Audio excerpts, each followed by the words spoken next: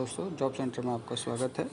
जैसा कि आप थंबनेल से जानते ही हैं कि हम अप्रेंटिस के मुद्दे पे बात कर रहे हैं, जिसके अंदर 12/4/2019 से पहले के सीसीएस और 12/4/2019 के बाद के सीसीएस के बीच में काफ़ी बातें हो रही हैं, अंतर हो रहा है, कोर्ट केस हो रहा है और भी बहुत कुछ हो रहा है। लेकिन दोनों अपनी अपनी जगह पे सही हैं, दोनों का मानना भी सही है। भाई 4 साल से कोई रिक्रूटमेंट नहीं आई है और 4 साल के बाद उनका हक बनता है कि वो अपना करें, और वो 20% में ही फ़ाइट करेंगे, जिससे पुराने कैंडिडेट को कोई नुकसान नहीं होगा। उनको कोई फ़र्क नहीं पड़ना चाहिए, क्योंकि इससे पहले याद हो 2018 की वैकेंसी थी, उसके अंदर जो सीसीएस के थे कैंडिडेट वो लगभग 12,000 पोस्टें थी, जिसके अंदर 10% भी वैकेंट मतलब फुल नहीं हुए थे, बाकी सारे वैकेंट हो गए थे जो नॉर्मल कैंडिडेट्स को मिल गए थे। ये तो वही बात हो जाती है कि जो है हमें भी ना मिले और किसी को भी ना मिले। अरे कम से कम तुम्हारे भाई हैं सारे सीसीएस, ये आएंगे तो आप लोगों का ही अच्छा है कि आप लोगों की सीटें फुल हो जाएंगी, नहीं तो वो कैरी फॉरवर्ड तो होती नहीं है कि इकट्ठी होती रहे, वो आगे जनरल को दे दी जाती हैं। जनरल को देने से अच्छा है कि ये सीसीएस को ही मिल जाए, कोई तो आएगा जो टैलेंटेड होगा वो आ जाएगा। लेकिन देखा जा रहा है कि आपस में ये लड़ रहे हैं कि तुम जो है तुरंत उनको बना बनाया मिल जाए, या फिर ऐसी ऐसी बातें हो रही हैं, मैंने देखा। और आजकल यूट्यूब पे भी बहुत वायरल हो रहा है ये सब कुछ। लेकिन इसमें किसी का नुकसान नहीं है। हाँ, थोड़ा कंपटीशन बढ़ जाएगा, लेकिन ठीक है, दोनों अपनी अपनी जगह सही हैं और दोनों को ही आवाज़ उठानी चाहिए। वो भी आखिर हमारे ही सीसीएज हैं, हमारे ही भाई हैं। और ठीक है, जो भी दे रहे हैं पेपर उनको ऑल द बेस्ट, और जो नहीं दे पा रहे बेचारे और जो स्ट्रगल कर रहे थे लेकिन उनका सिलेक्शन या केस भी डिसमिस हो गया है, कोई बात नहीं। लेकिन अभी जो फ़िलहाल ये न्यूज़ है कि जो सीसीएस एनसीईटी के मार्क्स अपडेट करने थे, उसकी डेट को बढ़ा दिया गया है, बढ़ा के उसको जो है 10 डेज़ एक्सटेंड कर दिया गया है। अब वो 31/7 की बजाय 10/8 तक लास्ट डेट है, जिसके अंदर आपको अप्रेंटिसशिप के मार्क्स और सर्टिफिकेट नंबर और उसका इशूइंग डेट लिखना है। अगर इशूइंग डेट नहीं भी है तो उसमें आप निल या एनए भी कर सकते हैं जो है। तो और ग्रेडिंग सिस्टम का कोई मतलब है नहीं, उसमें मार्क्स दिए जाएंगे, टोटल मार्क्स, और आपको जितने मिले हैं तो कोई प्रॉब्लम नहीं है। और जो है इतना सेल्फिश भी नहीं बनना चाहिए जैसे कि सब बन रहे हैं, लेकिन ठीक है, कोई बात नहीं।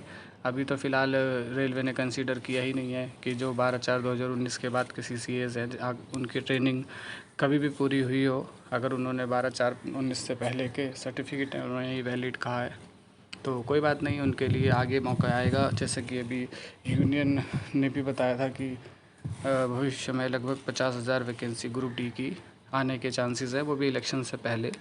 तो तैयारी करें, कोई दिक्कत नहीं है इसमें, नहीं हो पाया तो। लेकिन किसी से ईर्ष्या ना करें, दोनों के दोनों ही सही हैं अपनी अपनी जगह पे। वो चाहते हैं कि कंपटीशन ना बढ़े और वो चाहते हैं कि कंपटीशन बढ़े, तो उन्हें ऐसा लगता है तो फिर ठीक है, कोई बात नहीं। बाकी आपने फॉर्म तो डाला ही होगा, आप जनरल से फ़ाइट करें। अगर आप में टैलेंट होगा और आप सक्षम हैं तो आप ज़रूर इस बार नौकरी ले लेंगे। अपने आप का कमज़ोर ना समझे और दिल छोटा ना करें। और जॉब सेंटर तो यही चाहता है कि सारे बच्चे जिन्होंने अप्लाई किया है अप्रेंटिसशिप के स्पेशली, सारे के सारे सेलेक्टेड हों, क्योंकि उन्होंने बहुत ज़्यादा मेहनत करी है, 1-1 साल दिया है, 2-2 साल।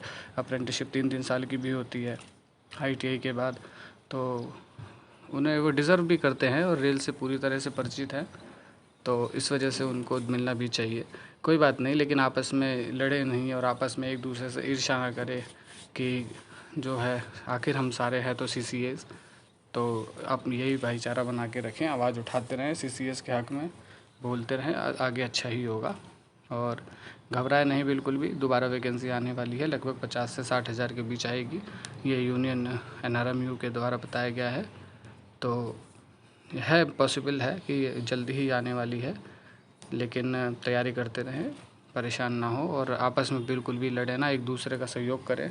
सीसीएस फैमिली है, सीसीएस ग्रुप है, इन सब में अपने प्यार मोहब्बत बनाए रखें, लड़ाई से कुछ नहीं होता है। और जलने से आप किसी की नौकरी तो ले नहीं लेंगे भाई। 12/4/2019 से पहले के या 12/4/2019 के बाद से सब अपनी अपनी आवाज़ उठा रहे, सबको अपना अच्छा सोचने का हक़ है, तो कोई बात नहीं। जो है नहीं हो पाया कंसिडर, अगली बार देखेंगे। लेकिन ऐसा नहीं है कि वो डिज़र्व नहीं करते हैं, वो डिज़र्व करते हैं। और कोई बात नहीं, बेस्ट ऑफ लक आगे के लिए। और एग्ज़ाम जल्दी ही आने वाला है, ज़्यादा दिन नहीं रह गए हैं। आई होप सो अगले हफ्ते तक या इस हफ्ते में ही नोटिफिकेशन आ जाएगा कि किस बोर्ड का पहले होगा, तो ज़्यादा दिन नहीं रह गए हैं, अच्छे से मेहनत करिए, ज़्यादा फोकस रीजनिंग, मैथ और करंट अफेयर्स को तो बाद में देखें। रीजनिंग, मैथ और साइंस ये 3 क्वेश्चन लेके चले, आपका 75% कोर्स पूरा हो जाएगा। तो 75 में से ज़्यादा भी नहीं, तो अगर आप 65 तक भी मार्क्स अचीव कर लेते हैं तो आपका अधिकतर बोर्ड में सिलेक्शन हो जाएगा। तो घबराने की ज़रूरत नहीं है, कट ऑफ ज़्यादा जाएगी नहीं। नंबर ऑफ़ एप्लीकेशन कम है और पोस्ट ज़्यादा है पिछली बार की अपेक्षा। तो आप बस मेहनत करिए, और बाकी कट ऑफ की एक वीडियो सेपरेट बनाएंगे जिसमें हर बोर्ड की कट ऑफ बताई जाएगी, और लगभग अप्रोक्स पिछली बार से कम ही जाएगी, 10 नंबर के करीब। तो घबराए नहीं, अच्छे से मेहनत करें। Best of luck your exam. Thank you.